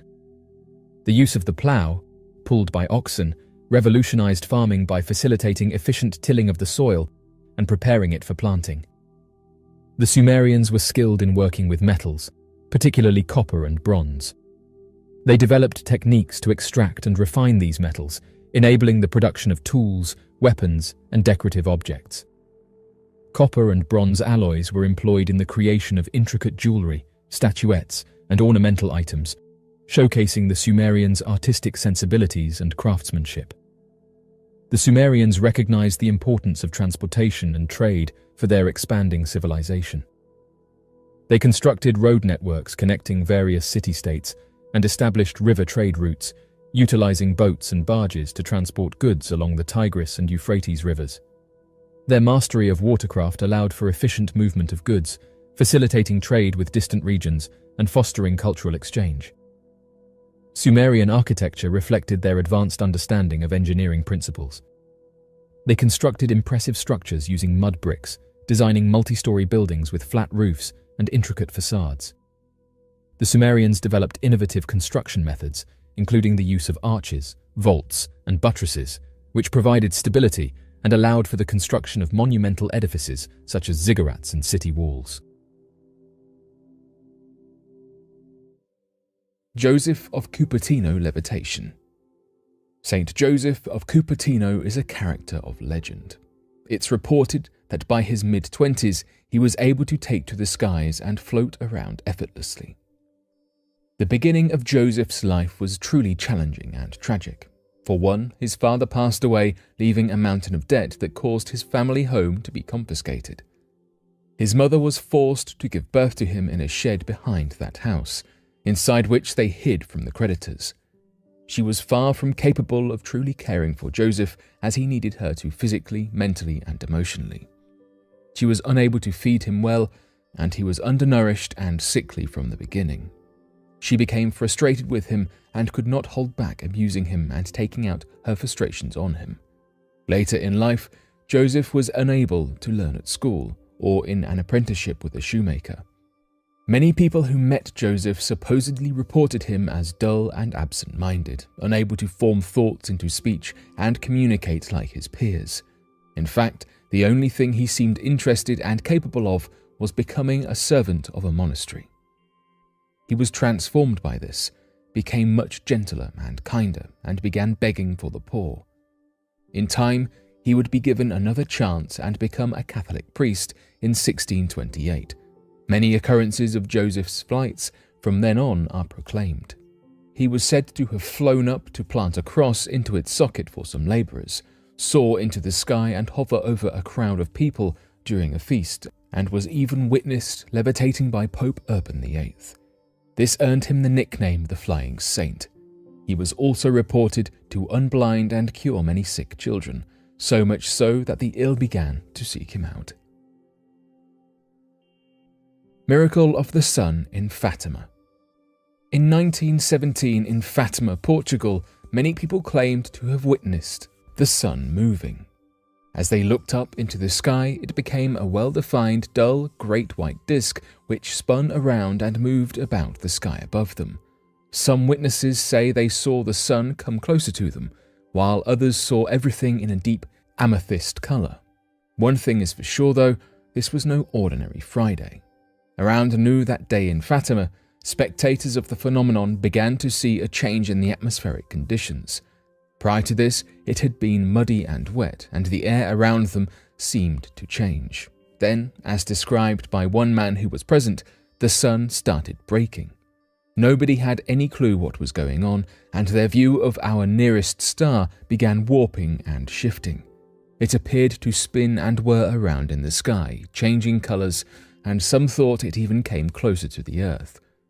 The wind started to blow. Witnesses began to confess their sins, and soon enough they realized the ground was dry.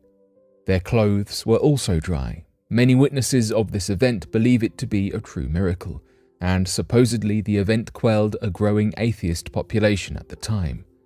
Skeptics would probably point to optical distortions caused by clouds called sundogs, visual disturbances caused by staring at the sun, or even some sort of collective delusion.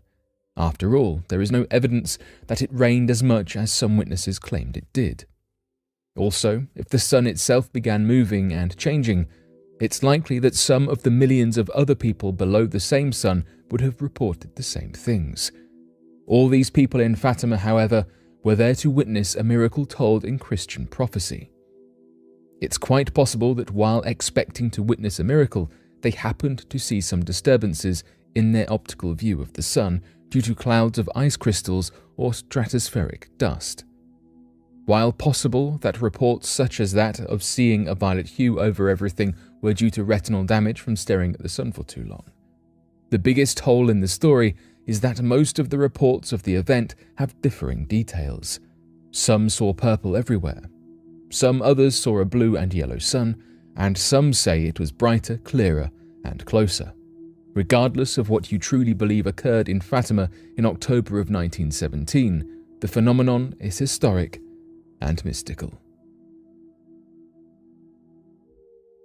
The unexplained disappearance of Kenny Veach. Kenny Veach was a 47-year-old avid hiker of the Mojave Desert in Nevada. On November 10, 2014, he told his family he planned to go on a 2-day hike in the mountains and look for a cave. He never returned. Veach was an experienced hiker who often took solo trips to explore the Mojave and Great Basin deserts of Nevada and California respectively. He was a minimalist or ultralight hiker. Even though he would camp out for days at a time, he only ever brought the bare minimum of supplies. He rarely brought a GPS, compass, or map. Although he had successfully completed many hikes in his lifetime in that manner, it is still an incredibly reckless way to hike. Veach had a YouTube channel under the name Snakebit McGee, where he had uploaded a few videos but mostly used it to watch and comment on others. His channel name came from his tendency to pick up snakes whenever he found them. He was bitten by a rattlesnake, which is where his tag name came from. On June 2014, he commented on a video titled "Son of an Area 51 Technician." In his comment, he stated that he had found an M-shaped cave about 7 miles out from Nellis Air Force Base in the Sheep Mountains, which are north of Las Vegas, Nevada. He explained that he was an experienced hiker who regularly found abandoned mine shafts and explored them, picked up rattlesnakes for fun, solo hiked across mountains, although would fear to go, and even came close to Area 51. Despite all this, he never went into the M cave. He claimed that as he began to enter the hidden cave, his entire body began to vibrate. The further in he went, the worse the shaking became. He suddenly grew very scared and quickly ran out of the cave and hiked back to his car. His comment sparked an interest with others who encouraged Veach to go out and discover the cave again, this time filming the entire hike. He agreed and left to find it a second time, carrying along with him a video camera and a 9mm handgun. He posted a video of his hike, but unfortunately was unable to find the mystery cave. The viewers criticized him and provoked him to go out a third time. On November 10, 2014, he left for an overnight trip, but never came back. After 2 days and no return, his family contacted authorities who conducted a search. In the beginning of the video he had previously posted, he stood by an abandoned mine shaft while narrating his mission details. It was at that mine shaft that search and rescue found his cell phone, 10 days after the search began. Over 30 search and rescue volunteers conducted 3 separate searches and a helicopter flyover to no avail. The trail went cold after that. Many conspiracy theories cropped up. Did he fall down the mine shaft? Or had he stumbled upon a hidden entrance to Area 51 and discovered a dangerous military secret? Was he just a reckless hiker who injured himself, or did he reach the M cave and find something ominous inside? A woman claiming to be his girlfriend later posted a comment on his last video that stated she did not believe he had had an accident. She explained that he had been suffering from depression for some time and had quit his job the year prior, so she argued that he had most likely taken his own life. So far, no conclusion has yet to be drawn about Kenny Veach's mysterious disappearance. Interestingly, someone on social media came forward and said that they found the entrance to the cave, noting that when you look at it from above, the M shape can easily be seen. They said the following: "This photograph is interesting because it seems that the M shape is only visible from certain angles, and I think this is why the cave has never been officially found. People's view may be obstructed, or they may have walked past it without realizing. Some of these cave systems are hidden, and unless you happen to be looking at it from the right angle, the cave's entrance could take on a completely different appearance." End quote. It is difficult to provide an exact number of caves in the Mojave Desert, as many are still unexplored and undocumented. However, it is estimated that there are hundreds of caves located throughout the Mojave Desert region, spanning across California, Nevada, Utah, and Arizona. Many of these caves are located in remote and difficult-to-reach areas, and some have been designated as protected areas due to the presence of sensitive or endangered species within them. The actual number of caves in the Mojave Desert may never be known due to the vast and rugged terrain of the region. The man said that the area is hard to reach and doesn't even know if it's visible from the ground. However, they did say in another comment that they want to go out there and investigate it for themselves, saying that they might bring their drone with them in order to help identify where this particular cave is. Kenny said the following about the mysterious cave: "I solo hike across mountaintops that most people wouldn't dare go. I have been in more caves than I can count, and I play with rattlesnakes for fun. But this one particular cave was beyond anything I had ever encountered. I've been doing this sort of thing for over 20 years. I go where no one goes, and I never take anyone with me. I find skulls of all shapes and sizes, and occasionally I find really old animal traps. I hike over mountaintop after mountaintop and sleep on peaks under the stars. Sometimes I have to scale giant cliffs to get myself out of a jam, but I always make it back. I'm beat up and tired, and my pack is almost always heavier than when I left. I had to be rescued only one time by a helicopter. I'd blown out my left leg at the top of the mountain, and I only had a cup of water left to get me 20 miles back to my truck. It was also over 100 degrees, so I have a very good safety record." End quote. Oddly enough, a woman claiming to be his girlfriend posted the following comment on one of his videos. She said the following: "I am the girlfriend that Kenny spoke of in the video.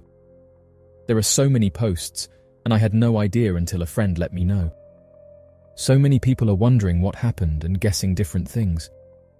You are heartfelt about the sadness around what has happened with Kenny. He has not been found, and I feel that he probably will not be found for many months, if ever. I want to share what I know and feel about what happened, so that you might bring some closure and understanding in your own lives. Kenny absolutely loved hiking in the desert. It was his very favorite thing to do. We hiked and camped together all over the Nevada desert, sometimes 9 hours in a day. We found many abandoned mining towns, usually referred to as ghost towns by Nevada hikers. We explored many caves and mine shafts. We were always careful how we explored them, but Kenny was a bit more daring than I was. We wore snake guards, sun protective clothing, used walking sticks, brought enough water and food for the hiking hours, and had extra water and food in the car. I want you to know that I do not think Kenny had an accident. I believe he took his life. He battled for many years and would not take medication or see a doctor. He quit his job a little more than a year before he disappeared. The search for him was started within a couple days of my call. Over 30 search and rescue team members searched 3 different times on foot. 1 helicopter flyover was done, and there was no trace of Kenny or any of his camping things." End quote. Although many users believed that these comments were the real deal, others said that it could have been some random person posting about Kenny, and said that there's no way of identifying whether this person is genuine, and stated that they could have just created an account. Oddly enough, it's reported that hikers have found various strange caves throughout the United States, but park rangers have come forward and said that he most likely didn't prepare for the hike, or that the comments from his girlfriend were true and that he headed into the desert and ended things. The Mojave Desert is considered dangerous for several reasons. Firstly, the desert is extremely hot and dry, with temperatures that can easily reach well over 100 degrees during the day and drop to below freezing at night. This can cause dehydration, heat stroke, and other heat-related illnesses for those who are not properly prepared. Additionally, the Mojave Desert is home to several venomous animals, including rattlesnakes, scorpions, and spiders. Hikers and visitors to the area should take precautions to avoid contact with these animals and seek medical attention if bitten. The desert is also vast and rugged, with many remote areas that are difficult to access and lacking in water sources. This can make it easy for hikers and visitors to become lost or stranded, leading to potentially life-threatening situations. Finally, the Mojave Desert is home to military bases and testing sites, some of which may be off-limits to the public. Visitors should be aware of these areas and avoid trespassing, as they may face legal consequences or encounter hazardous materials or weapons. For years, hikers have detailed encountering a large humanoid that didn't match any of the local wildlife. Bigfoot, also known as Sasquatch, is a legendary creature that is said to inhabit remote forests, mainly in the Pacific Northwest region of North America. Descriptions of the creature vary, but it is generally described as a large bipedal humanoid creature, standing between 6 and 10 feet tall and weighing between 5 and 1,000 pounds. It is said to have long hair covering its entire body, a flat face with no visible neck, and large human-like feet. This mysterious photograph was submitted to Bigfoot Evidence, a website dedicated to tracking and posting mysterious humanoids seen throughout the United States. Oddly enough, this photograph was taken in an area that's known to have sightings of a creature that's become known as the skunk ape. The hiker who took the photograph didn't reveal that much about the encounter, but stated that they noticed something at the bottom of a river and so quickly got out their camera in order to snap a photo. They stated that the image was taken in Pine Island, Florida. Once reviewing the image, they couldn't make out what it was and posted the photograph to websites that investigate mysterious reports. Interestingly, this image does match the overall description of a skunk ape, a creature that's become known throughout Florida. Descriptions of the skunk ape often overlap with typical sightings of Sasquatch-like creatures. It is commonly accepted by researchers that the skunk ape is a Bigfoot-type creature, and so the reports of the creature are often lumped together with general Bigfoot reports made around the United States.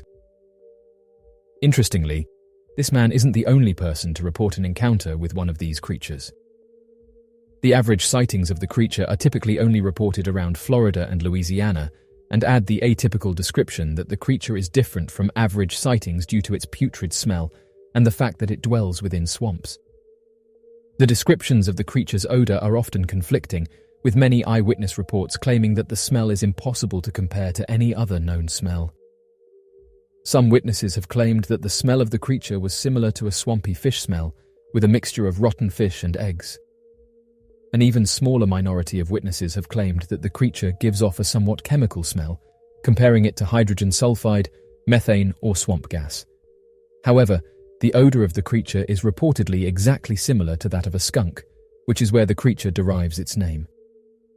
The physical descriptions of the creature are far more consistent, with claims that the creature is humanoid in shape but without any form of defined neck, leaving its head resting flat on its shoulders. The creature has a human-like face, fur covering its body except for its face and palms, has well-defined muscles despite the covering of the fur, and appears to have a hump on its back that may or may not extend beyond the top of the creature's head.